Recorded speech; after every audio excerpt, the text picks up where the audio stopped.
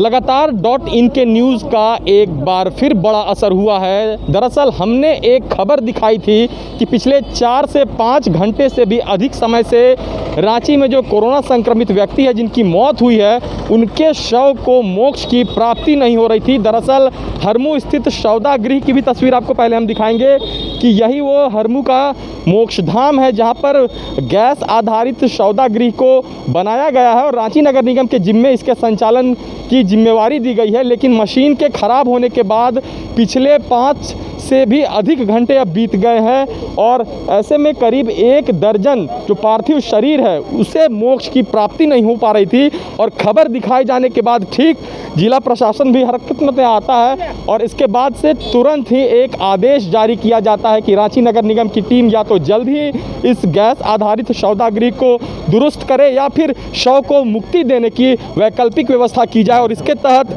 ठीक आपको तस्वीरों में दिखाएंगे कि इस सौदा गृह के बाहर जो एक दूसरा के एरिया है मोक्षधाम का, वहाँ पर ट्रैक्टर मंगाया गया है और लकड़ियों को लोड किया जा रहा है। और जो जानकारी मिल रही है इसके मुताबिक जो नामकुम स्थित घाघरा का जो घाट है वहाँ पर अब शव को अंतिम संस्कार किया जाएगा। और इन सब के बीच जो लोग हैं वो अब भी परेशान हैं, घंटों यहाँ पर इंतज़ार करने को विवश हैं, मजबूर हैं। उनसे भी बातचीत करेंगे, जानेंगे कि आखिरकार इस विषम परिस्थिति में जिस तरीके से कोरोना के संक्रमण का दायरा बढ़ा है इसके बावजूद लोग धैर्य और धीरज से काम कर रहे हैं। और आप तस्वीरों में देखेंगे इस खौफ के मंजर को कि कितनी भयावह हो चुकी है। लोग पीपीई किट में यहाँ पर खड़े हैं ताकि उनके परिजनों का, उनके स्वजनों को मोक्ष की प्राप्ति हो सके। और कुछ लोग हैं उनसे भी बातचीत करने की कोशिश करते हैं क्या लेटेस्ट अपडेट है और कहाँ पर अब शवों का अंतिम संस्कार किया जाएगा। सरकार से अभी तक हमें कोई सूचना नहीं मिली है। सुबह से आके हम लोग शाम हो गई है खड़े हैं। माने खास तौर से हमें तकलीफ़ है जो रिम्स से आए हुए ड्राइवर हैं उन लोग भूखे प्यासे हैं, उन लोगों को कुछ भी खाने की व्यवस्था सरकार के द्वारा नहीं की गई।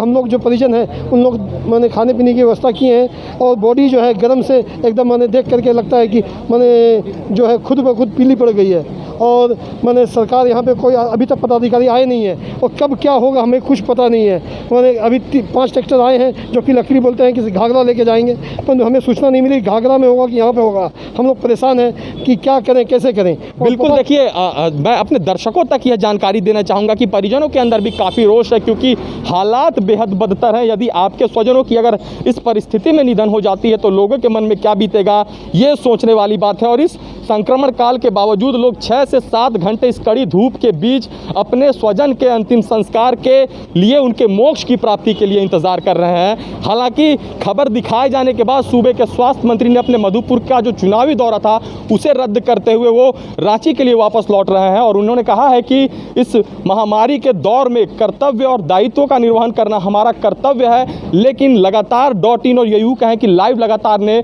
अपने कर्तव्यों का निर्वहन किया और एक विषम परिस्थिति में जिस संक्रमण काल के दौरान अधिकांश पत्रकार इस परिस्थिति में काम कर रहे हैं, इसके बावजूद हम इस संक्रमण के काल के दौरान उस जगह पर आकर के आपको ग्राउंड रिपोर्ट के माध्यम से हमने अवगत कराया। और इसका नतीजा ये हुआ कि सूबे के स्वास्थ्य मंत्री के साथ रांची के उपायुक्त ने भी पूरे मामले पर संज्ञान लिया है। और अब से महज थोड़ी देर के बाद ये उम्मीद जताई जा रही है कि कोरोना संक्रमितों की मोक्ष की प्राप्ति होगी। रांची से लाइव लगातार के लिए सौरभ शुक्ला। न्यूज अपडेट के लिए आप हमारे चैनल को सब्सक्राइब करें। आप हमें फेसबुक और इंस्टाग्राम पर भी फॉलो कर सकते हैं। बने रहे लगातार .in के साथ।